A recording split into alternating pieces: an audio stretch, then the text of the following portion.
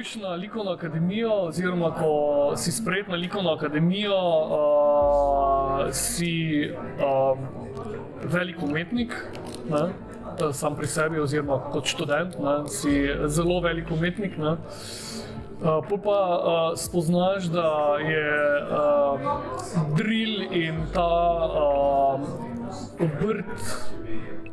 obrtni del tvojega dela tisto, kar te dela dobrega.